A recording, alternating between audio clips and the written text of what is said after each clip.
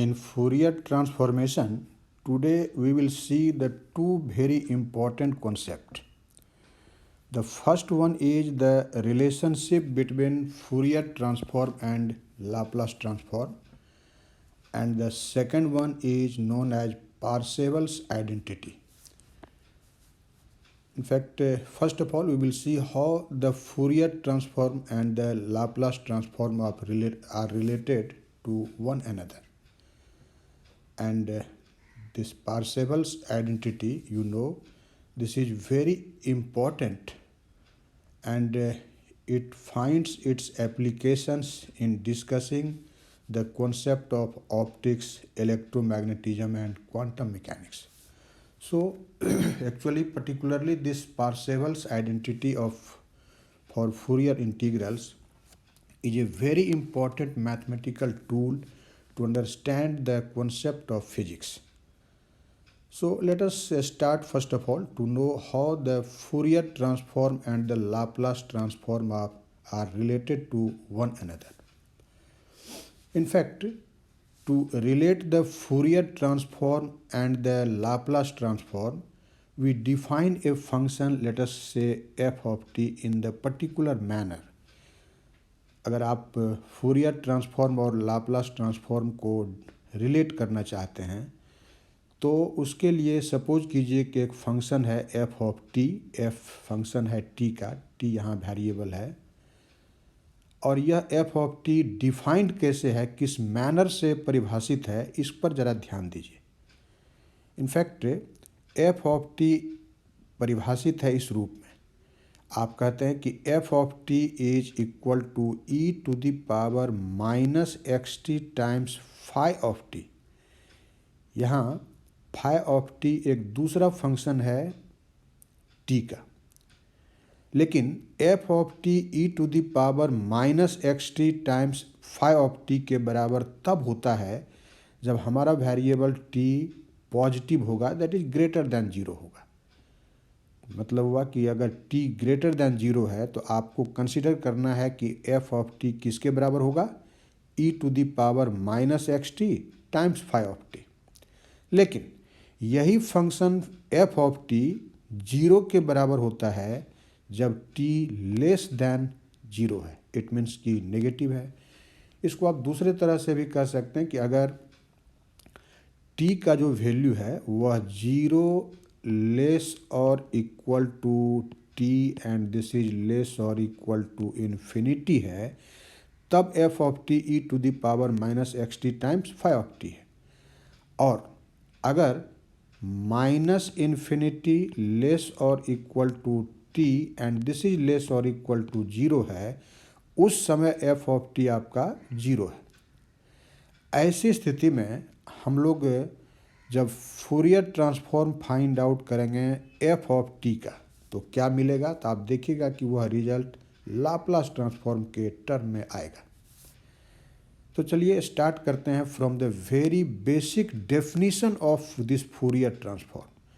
आप जानते हैं कि अगर फंक्शन एफ ऑफ टी है तो इसका जो फूरियर ट्रांसफॉर्म है, जिसको आप सिम्बॉलिकली लिखते हैं F operated on F of T, यहाँ जो एफ है बाहर में इस कर्ली ब्रैकेट के बाहर, this is Fourier transform operator.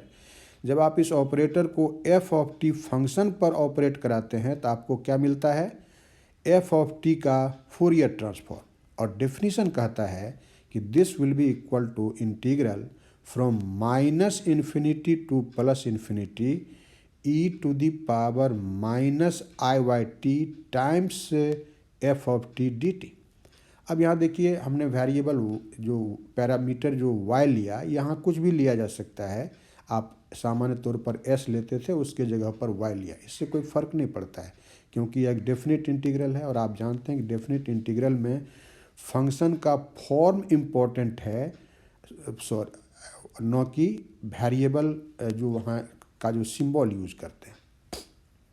लेकिन अब देखिए कि ये जो फंक्शन एफ ऑफ टी है, हमने उसको डिफ़ाइन किया, दो रेंज में इसका वैल्यू डिफाइंड है. जब आप इस इंटीग्रल जो minus infinity to plus infinity है, इसको ब्रेक करके दो पार्ट में लिख सकते हैं.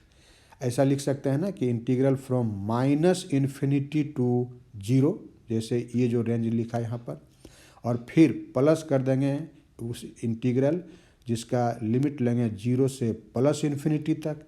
तो दो पार्ट में से इंटीग्रल को आप डिवाइड करके लिखिए और देखिए कि रिजल्ट क्या आता है।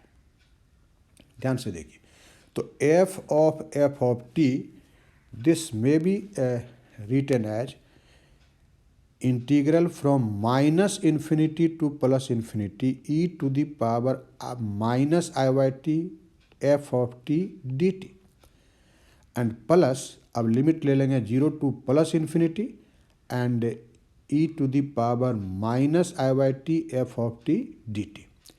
लेकिन जैसा कि आपने एफ ऑफ टी के डेफिनीशन में देखा कि जब लिमिट लेते हैं t का माइनस इन्फिनिटी टू 0, कहने का मतलब t का वैल्यू लेस देन 0 है, नेगेटिव लेते हैं, तब हमारा फंक्शन एफ ऑफ टी 0 है। तो फर्स्ट इंटीग्रल में एफ ऑफ टी के जगह पर क्या रख देंगे, 0। लेकिन वही फंक्शन एफ ऑफ टी बराबर है e to the power minus X T times five of T. कब? जब आप t का लिमिट लेते हैं 0 टू इन्फिनिटी। ओके, आपने अभी तुरंत देखा है। अब देखो, अब जो फर्स्ट इंटीग्रल है वो तो 0 हो गया, 0 यहाँ आने के कारण, क्योंकि डेफिनेट इंटीग्रल है और डेफिनेट इंटीग्रल में अगर इंटीग्रैंड 0 हो गया तो इंटीग्रल का वैल्यू 0 होता है। तो हमने इस फर्स्ट टर्म को लिखा भी नहीं। अब आप इस सेकंड इंटीग्रल को देखिए। This second integral is integral 0 to infinity. अब यहाँ है e to the power minus I by T times e to the power minus X T. दोनों इस एक्सपोनेंशियल फैक्टर को आप कंबाइन करके लिख दीजिए, पावर एडेड हो जाएगा। So what will be this will be integral 0 to infinity e to the power minus, common ले लिया, माइनस टी ही सोचो कॉमन ले लिया, तो minus X plus I Y times T times five of T D T.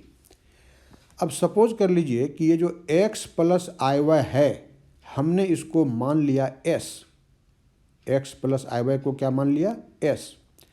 तो ऐसी स्थिति में हमारा ये इंटीग्रल क्या हो जाएगा, integral 0 to infinity e to the power minus S T times five of T D T. Okay, अब याद करो, आप पढ़ चुके हैं लाप्लास ट्रांसफॉर्म। जब आप लाप्लास ट्रांसफॉर्म पढ़ते हैं तो जस्ट उसके डेफिनीशन को याद कीजिए कि अगर कोई फंक्शन फाइव ऑफ टी है और आप उसका लाप्लास ट्रांसफॉर्म जानना चाहते हैं तो क्या करते हैं, kernel e to the power minus S T से उसको मल्टीप्लाई करते हैं और फिर 0 टू इन्फिनिटी इंटीग्रेट कर देते हैं। तो ये जो इंटीग्रल है 0 to infinity e to the power minus S T times five of T D T, ये तो लाप्लास ट्रांसफॉर्म के डेफिनीशन के हिसाब से simply this is Laplace transform of the function five of T नहीं। इसलिए देखिए, इस इंटीग्रल को हमने लिख दिया L operated on five of T. यहाँ एल क्या है, this is Laplace transform operator. तो क्या देख रहे हैं आप कि एफ ऑफ टी ये बराबर है L of five of T. Okay, और इसी मैनर से एक्चुअली हमारा ये दोनों ट्रांसफॉर्म रिलेटेड है। आप कह सकते हैं कि Fourier transform of F of T equal होगा Laplace transform of five of T. लेकिन ये तब होगा जब आपने एफ ऑफ टी को उसी पर्टिकुलर मैनर से डिफाइन किया है जैसा कि आप डेफिनीशन में शुरू में देख चुके हैं। जब F of T five of T से कैसे रिलेटेड है वह डिफाइन किया, वैसा होगा, तब आप कह सकते हैं कि फंक्शन एफ ऑफ टी का Fourier transform function five of T के लाप्लास ट्रांसफॉर्म के बराबर होगा। ऐसा नहीं कि कभी भी आप कोई दो फंक्शन ले लेंगे टी का और ऐसा हो जाएगा, ऐसा नहीं है, बल्कि उस पर्टिकुलर मैनर से वह डिफाइंड होना चाहिए। ओके, हम उम्मीद करते हैं कि आप इस रिलेशन को समझे होंगे। तो एफ ऑफ टी का डेफिनीशन याद रखिए और अगर वह डेफिनीशन सेटिस्फाइड होता है तब आप कह सकते हैं कि Fourier transform of F of T बराबर होगा Laplace transform of five of T के। ओके, तो ये तो बड़ा सिंपल सा कॉन्सेप्ट था। अब एक्चुअली हम लोग जो दूसरा कॉन्सेप्ट आज के लेक्चर में डिस्कस करेंगे वो है पार्सेवल्स आइडेंटिटी, या इसको पार्सेवल्स फार्मूला भी कहते हैं। एक्चुअली यह पार्सेवल्स फार्मूला या पार्सेवल्स आइडेंटिटी फूरियर इंटीग्रल के लिए क्या होता है, हम लोग इसको जानने जा रहे हैं। और जैसा कि हमने अभी आपको जस्ट बोला था कि ये जो पार्सेवल्स आइडेंटिटी है ये बड़ा ही इम्पॉर्टेंट मैथमेटिकल टूल है। इसका बहुत ही विविड एप्लीकेशन है, यूज होता है जब आप ऑप्टिक्स पढ़ते हैं, इलेक्ट्रोमैग्नेटिज्म या इलेक्ट्रोडायनामिक्स पढ़ते हैं, या क्वांटम मैकेनिक्स पढ़ते हैं। तो फिजिक्स के ऐसे ब्रांचेज में इस पार्सेवल्स आइडेंटिटी का बहुत ही एप्लीकेशन है, बहुत ही ज़्यादा यूज है। सो इस दृष्टि से as a student of physics this Parseval's identity is very important for you. बहुत ही महत्वपूर्ण बात है यह, खास करके क्वांटम मैकेनिक्स में तो इसका बहुत ही विविड यूज है, हम लोग अक्सर इसको करते रहते हैं। ठीक है, लेकिन ये तो मैथमेटिकल फिजिक्स है, यहाँ पर हम लोग इसके मैथमेटिकल पार्ट को देखेंगे, जो फिजिकल इंटरप्रिटेशन है वह फिजिक्स में पढ़ेंगे। तो सबसे पहले देखिए कि ये पार्सेवल्स आइडेंटिटी होता क्या है फॉर फूरियर इंटीग्रल, इसको कैसे डिफाइन करते हैं, और फिर इस डेफिनीशन को या कहिए इसके मीनिंग को हम लोग प्रूव करके देखेंगे, एक्सप्लेन करके देखेंगे। एक्चुअली अगर मान लीजिए कि कोई फंक्शन है एफ ऑफ एक्स, तो एफ ऑफ एक्स के मॉड का integral from F of x के मॉड के स्क्वायर का integral from minus infinity to plus infinity equal होगा 1/2 pi integral minus infinity to plus infinity square of F of S D S. Actually यहाँ जो F of S है, आप जानते हैं कि यह एफ ऑफ एस है क्या, तो फंक्शन एफ ऑफ एक्स का फूरियर ट्रांसफॉर्म है।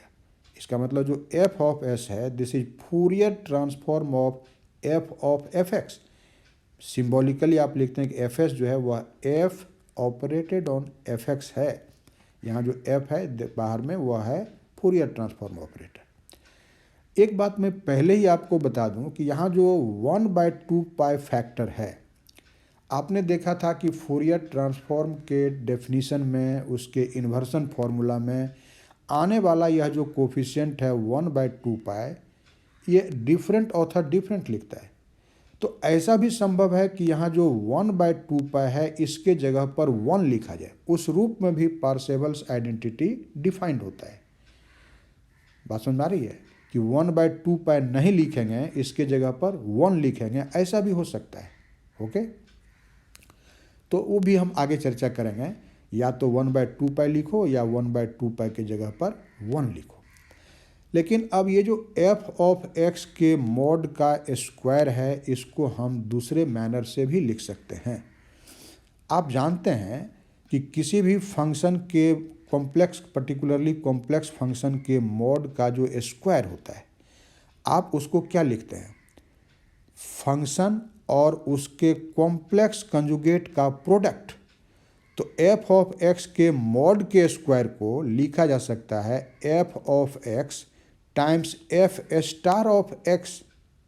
ओके, और उसी तरह से जहाँ था एफ ऑफ एस के मॉड का square, that can be written as F of S times F star of S. Actually जब आप लिखते हैं एफ स्टार ऑफ एक्स, इसका क्या मतलब है, तो this is actually the complex conjugate of the function F x, उसका कॉम्प्लेक्स कंजुगेट है। और वैसे ही एफ स्टार ऑफ एस यह कॉम्प्लेक्स कंजुगेट है फंक्शन एफ ऑफ एस का। बात समझ में आ रही है। इसलिए पार्सेवल्स आइडेंटिटी को इस मैनर से भी डिफाइन कर सकते हैं कि integral from minus infinity to plus infinity F of X times F star of X D x, and that will be equal to 1/2 pi integral from minus infinity to plus infinity f of s times f star of s ds। बात समझ में आ रही है। अब देखिए, फिर 1/2 पाई को आप 1 लिख सकते हैं, जैसा हम पहले भी बोल चुके हैं। फिर ये जरूरी नहीं है कि जो फंक्शन एफ ऑफ एक्स का ही मॉड का स्क्वायर लिया जाए या F of X times F star of X ही लिखा जाए, बल्कि आप इस पार्सेवल्स आइडेंटिटी को इस मैनर से भी एक्सप्रेस करते हैं, integral from minus infinity to plus infinity F of X times G star of X. यहाँ जो जी एक्स का यह होगा कॉम्प्लेक्स कंजुगेट, ये दूसरा फंक्शन है एक्स का। एफ ऑफ एक्स एक्स का एक फंक्शन है और जी ऑफ एक्स उसका दूसरा फंक्शन है, तो दूसरे फंक्शन का कॉम्प्लेक्स कंजुगेट ले लिया। तो ऐसी स्थिति में आप पार्सेवल्स आइडेंटिटी को लिख सकते हैं कि integral minus infinity to plus infinity F of X times G star of X D X equal to 1/2 integral from minus infinity to plus infinity F of S times G star of S D S, ऐसे भी व्यक्त किया जा सकता है। और जैसा हमने आप सभी कहा था कि ये जो फैक्टर है 1/2, instead of this 1/2 you can write 1, आप 1 भी लिख सकते हैं सारे जगह स्टेटमेंट में। ओके, तो ये तो स्टेटमेंट है और इस स्टेटमेंट को आपको याद भी रखना होगा। अभी तो हम इसका प्रूफ बताने जा रहे हैं, लेकिन जब इसका यूज करेंगे किसी प्रॉब्लम में तो निश्चित रूप से हमको याद रहना चाहिए। ठीक है, तो आपको यह यूज भी करना है आगे न्यूमेरिकल प्रॉब्लम सॉल्यूशन के लिए, वहाँ पर ये डायरेक्ट आपको लिखना पड़ेगा। ठीक है, लेकिन अभी हम लोग फर्स्ट ऑफ ऑल इस पार्सेवल्स आइडेंटिटी को इसको प्रूव करके देखते हैं। ठीक है, अब देखिए, जब आप कहते हैं फंक्शन एफ ऑफ एक्स, तो याद करिए जब हमने इन्वर्सन फॉर्मूला फूरियर ट्रांसफॉर्म का बताया था तो आपको कहा था कि अगर F of S Fourier transform है किसका, एफ ऑफ एक्स का, तो ऐसी स्थिति में ये जो फंक्शन एफ ऑफ एक्स है इसको कहते हैं inverse Fourier transform of F of S. बिल्कुल क्लियर है, F of S Fourier transform है एफ एक्स का, तो एफ एक्स को स्वयं कहते हैं एफ एस का इन्वर्स फूरियर ट्रांसफॉर्म। ओके, तो अब आप फंक्शन एफ ऑफ एक्स को समझिए कि यह है inverse Fourier transform of function f of S. तो इन्वर्स फूरियर ट्रांसफॉर्म के लिए जो फॉर्मूला होता है या इन्वर्सन फॉर्मूला जिसको कहते हो या इन्वर्स फूरियर ट्रांसफॉर्म का जो डेफिनीशन है, उससे अब हम फंक्शन एफ ऑफ एक्स को डिफाइन करते हैं, और वह क्या होगा तब 1/2 integral minus infinity to plus infinity F of S times E to the power minus I S x D s. याद कीजिए, जहाँ पर लिखा आपने e to the power minus I S x, हम यहाँ प्लस भी लिख सकते हैं, दोनों ही कन्वेंशन है। ठीक है, और साथ ही साथ जहाँ लिखा 1/2, इस 1/2 के जगह पर कुछ ऑथर 1/√2 भी लिखता है, तो वह भी लिख सकते हैं। दोनों ही इक्वली वैलिड है। आइदर आप लिखिए 1/2 या लिखिए 1/√2। केवल 1/√2 लिखने से कांस्टेंट फैक्टर का डिफरेंस आएगा, उससे कोई फर्क नहीं पड़ता है। ठीक है, तो आपने क्या किया, फंक्शन एफ ऑफ एक्स जिसे हम कह रहे हैं कि this is inverse of F of S, उसको डिफाइन कर दिया। अब फिर पार्सेवल आइडेंटिटी के एलएचएस में देखिए, एक्सप्रेशन के एलएचएस में एफ स्टार ऑफ एक्स आता है, और एफ स्टार ऑफ एक्स को समझेंगे कि यह एफ स्टार ऑफ एस का इन्वर्स फूरियर ट्रांसफॉर्म है, तो फिर उसी इन्वर्स फूरियर ट्रांसफॉर्म के डेफिनीशन से हम अब डिफाइन करेंगे एफ स्टार ऑफ एक्स को। What is this F star of x?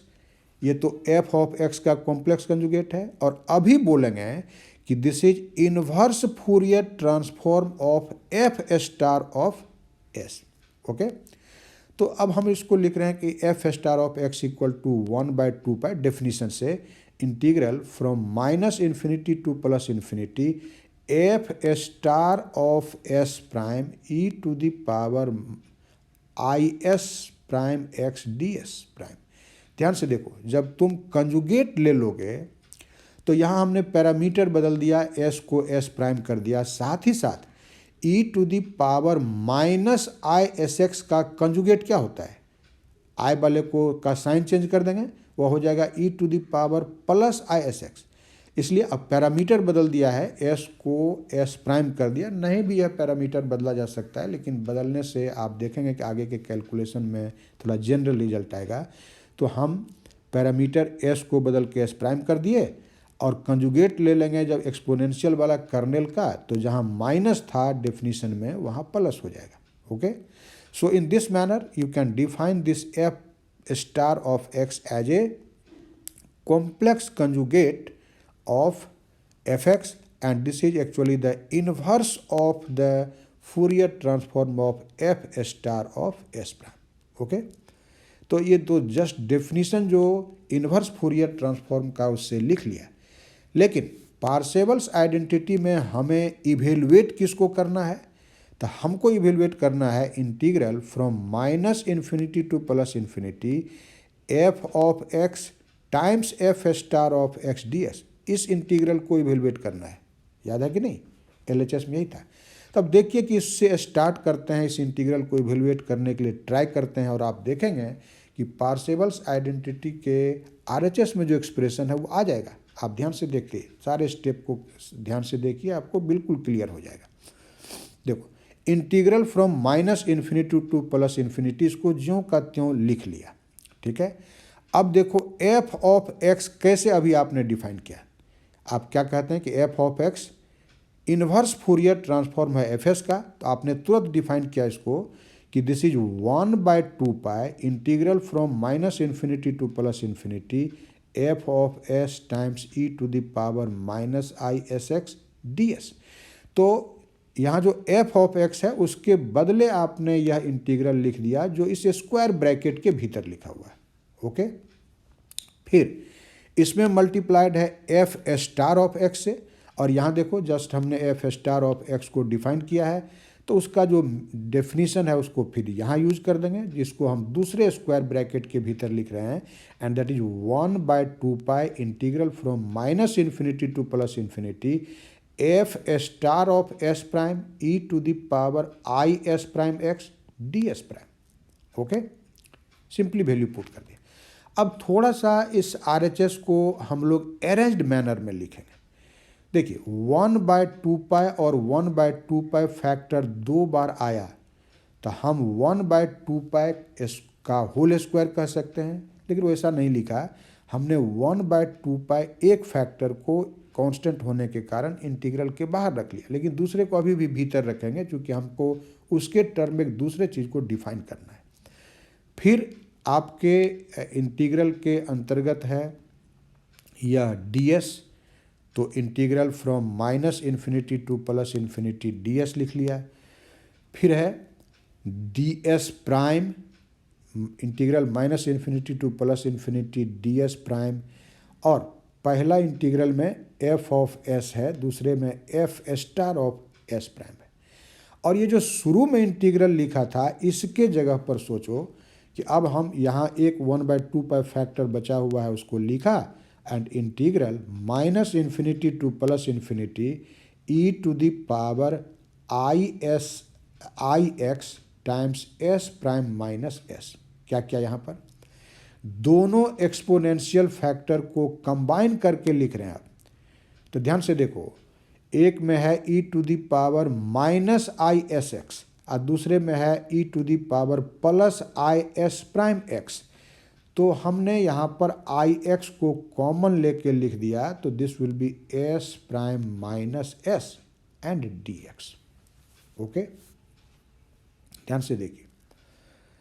अब इसको अब सिंप्लीफाई करना है। ध्यान से अगर आप देखेंगे, अगर आपने डिराक डेल्टा फंक्शन पढ़ा है, अगर Dirac delta function mathematical physics में पढ़ना है, आपने पढ़ा होगा, तो एक्चुअली डिराक डेल्टा फंक्शन का कई रिप्रेजेंटेशन है, जैसे गॉसियन रिप्रेजेंटेशन, उसका रेक्टेंगुलर फंक्शन के रूप में representation, there are several representation of Dirac delta function.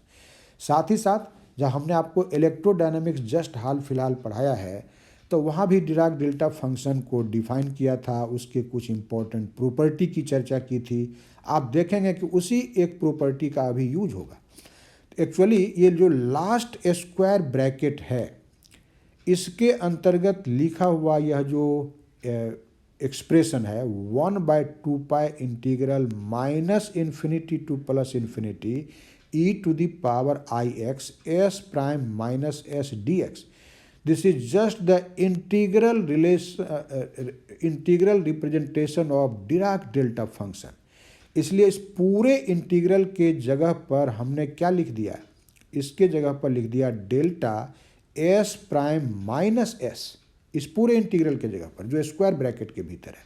What is this delta S prime minus S? This is known as Dirac delta function. Dirac delta function इसको हम लोग बोलते हैं।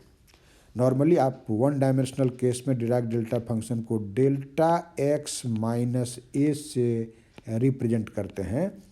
यहाँ एक्स के जगह पर एस प्राइम है और जो आपका ए है उसके जगह पर एस है।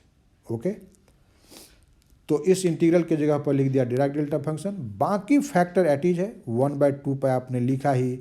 फिर एफ एस डी एस का integral minus infinity to plus infinity, F star s prime d S prime का integral minus infinity to plus infinity, ये यहाँ पर अरेंज करके लिख दिया। ओके, अब इस लास्ट इंटीग्रल सेकंड इंटीग्रल पर ध्यान देना है कि ये इंटीग्रल क्या है डिराक डेल्टा फंक्शन के प्रॉपर्टी से। ठीक है, देखो हमने यहाँ मेंशन कर दिया कि जो इंटीग्रल रिप्रेजेंटेशन है हमारे डिराक डेल्टा फंक्शन का, वह बताता है कि 1/2 integral from minus infinity to plus infinity E to the power I X S prime minus S D X. This is actually equal to delta s prime minus s, and this delta s prime minus s is called Dirac delta function. Okay? अब देखो, अब Dirac delta function का एक बड़ा ही important property है। आप जब पढ़ते हैं डिराक डेल्टा फंक्शन को तो वहाँ एक इम्पॉर्टेंट प्रॉपर्टी आता है कि integral minus infinity to plus infinity F of x delta X minus A D x. Actually यह बराबर हो जाता है एफ ऑफ ए के, किसके बराबर? एफ ऑफ ए के बराबर हो जाता है। मतलब किसी कंटिन्यूअस फंक्शन एफ एक्स से डेल्टा एक्स माइनस एक्स को मल्टीप्लाई करो, फिर minus infinity to plus infinity integrate करो, रिजल्ट आ जाएगा तुम्हारा फंक्शन एफ, जहाँ किसके लिए? तो x बराबर a के लिए। तो ठीक उसी तरह से सोचिए, इस फॉर्मूला के आधार पर या डिराक डेल्टा फंक्शन का ये जो प्रॉपर्टी है, इसके आधार पर हम लिख सकते हैं कि integral minus infinity to plus infinity F star of S prime times delta S prime minus S D S prime, what will be this? This will B F star of S. जैसे यहाँ a लिखा है formula में, उसके जगह पर s है, तो इसको क्या लिख सकते हैं? F star of S. और जहाँ एफ एक्स लिखे हैं वहाँ F star of S prime है, एक्स के जगह पर एस प्राइम है। ओके, तो डिराक डेल्टा फंक्शन का यह प्रॉपर्टी यूज करने के बाद आपका ये जो इक्वेशन है, इक्वेशन नंबर 1, आप इसको क्या लिख सकते हैं? इस लास्ट जो इंटीग्रल है इसके जगह पर लिखा जा सकता है एफ स्टार ऑफ एस लिख सकते हैं कि नहीं? तो वही चीज़ यहाँ पर देखिए कि हमने लिख दिया, तो उसके जगह पर यही चीज़ लिखा हुआ यहाँ पर, ध्यान से देखें। इसलिए अब आपका यह इक्वेशन क्या हो जाएगा? Integral minus infinity to plus infinity F of X times F star of X D x, and this is equal to 1/2 integral from minus infinity to plus infinity F of S times F star of S D S. Okay, और यही तो पार्सेवल्स identity है। ठीक है, अब ध्यान से देखो कि अगर हम इन्वर्स फूरियर ट्रांसफॉर्म के डेफिनेशन में अभी हमने 1/2 लिया था, अगर 1/√2 लेते तो 2 बार यह गुना होता और आ जाता 1/2, और 1/2 तो डिराक डेल्टा फंक्शन के डेफिनेशन में ही आ जाता है। तो बाहर में जो 1/2 निकाला वो नहीं बचता, तो तब आपको यहाँ 1/2 के जगह पर सिर्फ 1 आता, सिर्फ 1। ठीक है, तो उस रूप में भी देख सकते हैं। वह सिर्फ डिपेंड करता है कि how you define the inverse Fourier transform. अब f x into f star x, इसको क्या लिख सकते हैं, मॉड ऑफ एफ एक्स का स्क्वायर। तो आप इसी की जगह पर लिखेंगे integral minus infinity to plus infinity mod f x square D x, and this is 1/2 integral from minus infinity to plus infinity. और ये जो है F s into f star s, आप इसको अब क्या लिख सकते हैं, mod of F S square. ठीक है, तो आप देखिए कि इस तरह से हम लोगों ने डिराक डेल्टा फंक्शन का प्रॉपर्टी यूटिलाइज करते हुए पार्सेवल्स आइडेंटिटी को डिराइव कर लिया। और जैसा हमने कहा था कि आप 1/2 फैक्टर के जगह पर 1 भी लिख सकते हैं, वह डिपेंड करेगा कि आपने इन्वर्स फूरियर ट्रांसफॉर्म के डेफिनेशन में 1/2 लिखा था या 1/√2 लिखा था। अगर आप 1/2 लेकर के चलेंगे डेफिनेशन में तो यहाँ एक 1/2 बचा हुआ रहेगा, लेकिन अगर डेफिनेशन ही इन्वर्स फूरियर ट्रांसफॉर्म कर लेंगे 1/√2 वाला, तो यहाँ 1/2 के जगह पर क्या बच जाएगा, केवल 1। आप स्वयं यह ट्राई कर सकते हैं, जैसा अभी हम बोल रहे हैं आप इसको ट्राई करके देखिए। और जैसा हमने कहा था कि ये जो फॉर्मूला है पार्सेवल्स फार्मूला या पार्सेवल्स आइडेंटिटी, इसका बहुत ही विविड यूज है, एप्लीकेशन है ऑप्टिक्स में, इलेक्ट्रोमैग्नेटिज्म में, क्वांटम मैकेनिक्स में, ऐसा हमने आपसे पहले ही कहा था। ओके, तो हम उम्मीद करते हैं कि आपने इस पार्सेवल्स आइडेंटिटी के डेरिवेशन को बहुत ही अच्छी तरह से समझा होगा। इसको समझिए, फिर अपने से आप उसको डिराइव करने का कोशिश करिए, एकदम क्लियर हो जाएगा। ओके, अब देखिए पार्सेवल्स आइडेंटिटी को समझने के बाद अब एक बहुत ही इम्पॉर्टेंट प्रॉब्लम हम सॉल्व करने जा रहे हैं। और आप देखेंगे कि यह जो प्रॉब्लम है ये बहुत ही स्टैंडर्ड एग्जामिनेशंस में कई बार पूछा हुआ है। So this is a very important problem, और इसमें हमको पार्सेवल्स आइडेंटिटी का यूज होगा एक पर्टिकुलर इंटीग्रल को इवेलुएट करने में। हालांकि इस प्रॉब्लम का 2 पार्ट है। देखिए, फर्स्ट ऑफ ऑल कहा जा रहा है कि अगर हमारा फंक्शन है एफ ऑफ एक्स जो डिफाइंड है इस मैनर से, किस मैनर से, तो f x is equal to 1 कब, तो when mod of x is less than a, mod of x is less than a, मतलब मॉड ऑफ एक्स जो है नेगेटिव है, और this function is equal to 0 when mod x is greater than a. Okay, इसका मतलब हुआ कि 2 range में एफ ऑफ एक्स डिफाइंड है, और तब हमें इस फंक्शन एफ ऑफ एक्स का फर्स्ट ऑफ ऑल जानना है फूरियर ट्रांसफॉर्म। ओके, ये तो डेफिनेशन स्टार्ट करके निकाल लेंगे। और फिर कहा जा रहा है कि आप एक बार जब इस फंक्शन एफ ऑफ एक्स का फूरियर ट्रांसफॉर्म पता कर लिए, तब बोलो कि इस इंटीग्रल का वैल्यू क्या होगा। Integral 0 to infinity sine square S X by S square D X, इसका वैल्यू निकालो। इसको या तो अभी के रिजल्ट के यूज से निकालो या किसी दूसरे तरह से निकालो।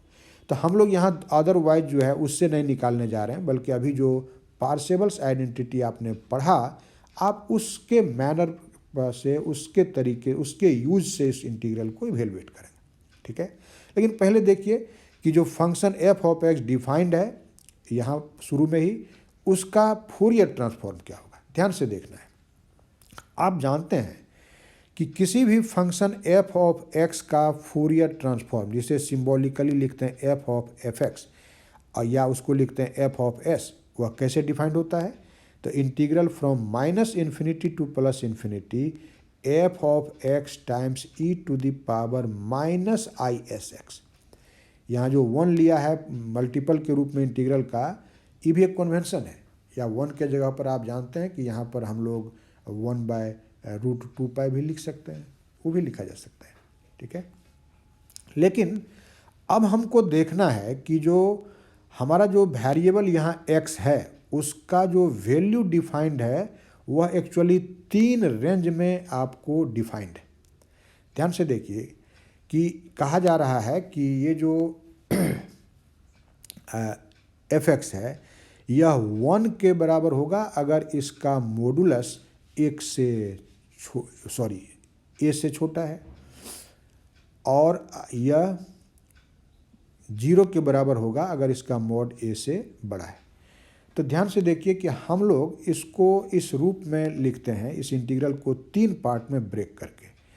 पहले क्या करेंगे, f x times E to the power minus i x का इंटीग्रल, आई एस एक्स का इंटीग्रल लेंगे minus infinity to minus a, okay, plus फिर दूसरा पार्ट लेंगे f x times E to the power minus I S x का integral from minus a to plus A, okay, और फिर ले लेंगे f x e to the power minus I S x का integral A to plus infinity. ध्यान से देखो, तो माइनस इन्फिनिटी से प्लस इन्फिनिटी हो गया कि नहीं, 3 पार्ट में बांटा, minus infinity to minus a to plus a और plus a to plus infinity, ठीक है। लेकिन अगर आप ध्यान से इस एफ एक्स के वैल्यू को देखेंगे जो कंडीशन दिया हुआ है, तो आप देख सकते हैं कि जब x का वैल्यू नेगेटिव होता है, दैट इज कि माइनस इन्फिनिटी से माइनस ए लेने का मतलब x नेगेटिव ले रहे हैं, तो उस समय जब x का वैल्यू नेगेटिव ले लोगे या उसका मॉड लोगे तो प्लस हो जाएगा ना जी। तो ऐसी स्थिति में आप देखिए कि हमारा जो एफ एक्स का डेफिनीशन है वह कहता है कि एफ एक्स जीरो होगा, इसलिए फर्स्ट केस में इंटीग्रल में एफ एक्स का वैल्यू हो जाएगा जीरो।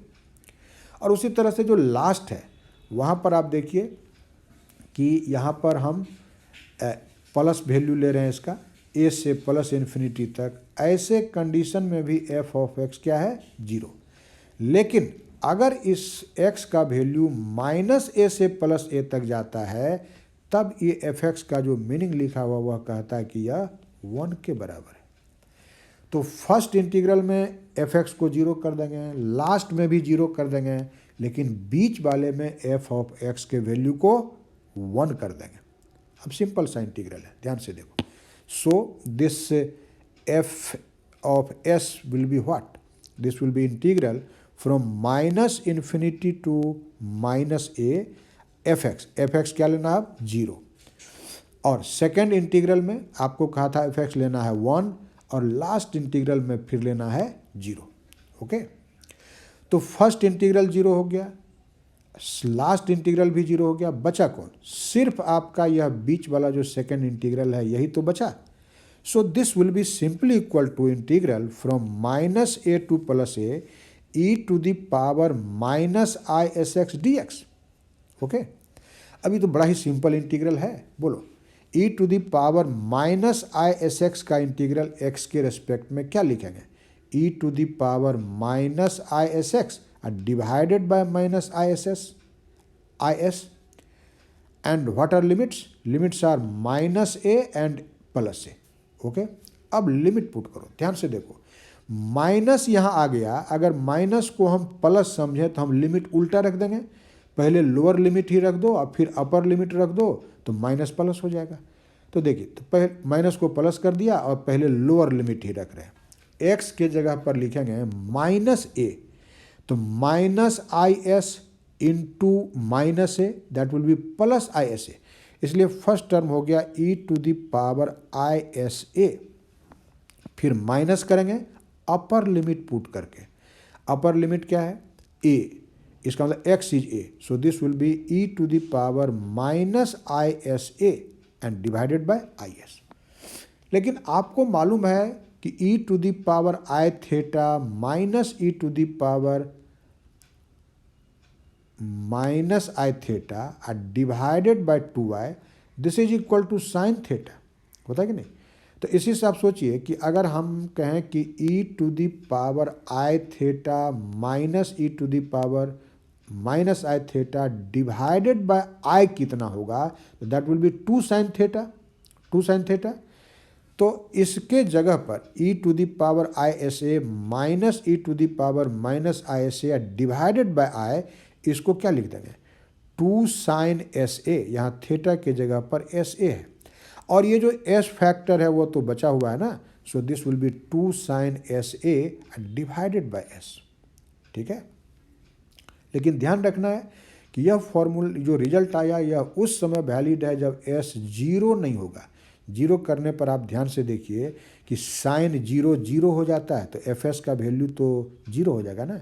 सो रेस्ट्रिक्शन है कि जो फूरियर ट्रांसफॉर्म मिला एफ ऑफ एस उस given function f of x का, that will be equal to 2 sine S A divided by s, but only when s is not equal to zero. लेकिन अब हम जानना चाहते हैं कि when s is equal to zero then what will be this F S, तब क्या होगा। तो देखो एग्जैक्टली तो आप एस बराबर जीरो नहीं पुट कर सकते इस रिजल्ट में, लेकिन मैथमेटिक्स में जब आप कहते हैं कि एस को जीरो लेना है, इसका मतलब एस एग्जैक्टली जीरो नहीं है बल्कि एस जीरो को टेंड करता है। तो एस इक्वल टू जीरो के लिए एफ एस निकालने का मतलब है कि हम इसी रिजल्ट पर लिमिटिंग कंडीशन इंपोज करेंगे कि इसका वैल्यू उस समय क्या होगा जब एस जीरो को टेंड करता है, एस जीरो के तरफ अग्रसर है, then what will be the value of this F S. So for S equal to zero अगर आप एफ एस जानना चाहते हैं तो आप डायरेक्ट एस बराबर जीरो मत पुट कीजिए, क्या लिखिएगा, टू कांस्टेंट है बाहर कर लिया, limit S tends to zero sine S A by S, ऐसा लिखेगा। अब इस sine S A by S का लिमिटिंग वैल्यू जब एस जीरो को टेंड करेगा हम उसको इवेलुएट करेंगे। ध्यान से देखिए, F of s equal to two, uh limit S tends to zero, 1 by s है ही, अ साइन एस ए, आप जानते हैं कि साइन थीटा का एक्सपेंशन करेंगे तो क्या होता है, theta minus 1 by 3 factorial theta cube plus 1, theta के जगह पर अभी एस ए है तो साइन एस ए का एक्सपेंशन कर दिया, this will B S a minus 1 over 3 factorial S cube A cube plus 1। ठीक है, अब आप जरा ध्यान से देखिए, जब हम इस s से इसको डिवाइड कर देंगे तो फर्स्ट टर्म में s कैंसिल हो जाएगा, तो फर्स्ट टर्म में बोलो क्या बचेगा, सिर्फ बच जाएगा a, लेकिन सेकेंड टर्म में 1 बाय 3 फैक्टोरियल एस स्क्वायर, एक s कैंसिल हो जाएगा, ए क्यूब एंड प्लस 1। अब लिमिट पुट कर दो, तो लिमिट पुट करने का मतलब s इक्वल टू जीरो करना, s इक्वल टू जीरो करेंगे तो फर्स्ट टर्म जो a है इस पर कोई इफेक्ट नहीं होगा, इसमें s है ही नहीं, लेकिन सेकेंड टर्म में s स्क्वायर प्रेजेंट है, s जीरो करने पर यह जीरो हो जाएगा। इसका मतलब a को छोड़कर बाकी जितना हायर टर्म होगा s जीरो पुट करने पर सभी वैनिश हो जाएगा। इसलिए when you put the value of this limit that is s equal to zero, your result will be what, this will be simply 2a। इसका मतलब जो फोरियर ट्रांसफॉर्म निकला उस फंक्शन का वह क्या निकला, 2a निकला। And this is the first part of solution of the first part of your problem. पहले में था ना कि एफ ऑफ एक्स जो डिफाइंड था उसका फोरियर ट्रांसफॉर्म निकालो, तो फोरियर ट्रांसफॉर्म मालूम हो गया, ओके। लेकिन फिर कहता है कि आप एक पर्टिकुलर इंटीग्रल है जो आप देखिए, उस इंटीग्रल का वैल्यू निकालने के लिए हम लोगों से पूछा गया है, और वह इंटीग्रल है क्या, integral 0 to infinity sine square S x by s square D x. उस इंटीग्रल का वैल्यू हमको फाइंड आउट करना है। अब देखिए, पार्सेवल्स आइडेंटिटी के यूज से बड़ी ही आसानी से हम अब इस इंटीग्रल का वैल्यू निकाल सकते हैं। ध्यान से देखिए, अभी पार्सेवल्स आइडेंटिटी क्या कहता है कि integral minus infinity to plus infinity F of x के मॉड का स्क्वायर डी एक्स, यह बराबर होता है 1 by 2 pi integral minus infinity to plus infinity mod of F of s का स्क्वायर डी एस। अभी आपने पढ़ा है। अब गौर करो, फंक्शन जो एफ ऑफ एक्स डिफाइंड था, आपने देखा था कि इसका वैल्यू माइनस इन्फिनिटी से माइनस ए तक जीरो रहता है, फिर ए से प्लस इन्फिनिटी तक भी जीरो रहता है, लेकिन माइनस ए से प्लस ए तक 1 रहता है। तो अगर हम इस LHS को इवेलुएट करेंगे, फिर 3 पार्ट में इंटीग्रल को बांटेंगे, माइनस इन्फिनिटी से माइनस ए लेंगे 0, फिर लास्ट वाला भी 0, इसलिए आप इसको सिर्फ लिख सकते हैं जहाँ minus infinity to plus infinity limits है उसके जगह पर -a टू +a लिखेंगे, क्योंकि -a से +a के बीच ही आप देखें कि इसका नॉन जीरो वैल्यू आता है जो 1 है।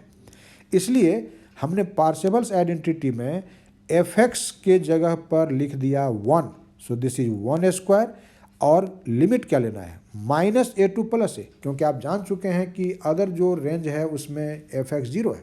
ओके, एंड परिभाषा say that is equal to 1/2 और fs के मॉड का स्क्वायर ds। लेकिन आपने तो निकाला कि f ऑफ s 2a के बराबर है। f ऑफ s किसके बराबर है? सॉरी, ये 2a के बराबर तो तब है जबकि s बराबर 0 है, लेकिन s अगर 0 नहीं है तब देखो कि f ऑफ s का वैल्यू क्या आया था। This is general value. f of s तब आता है 2 sin sa/s, this is fs, इसका स्क्वायर करेंगे तो that will B 4 sin square sa/s²। तो अब देखिए उसके जगह पर fs के मॉड के स्क्वायर के जगह पर क्या लिख दिया 4 sin स्क्वायर sa/s²।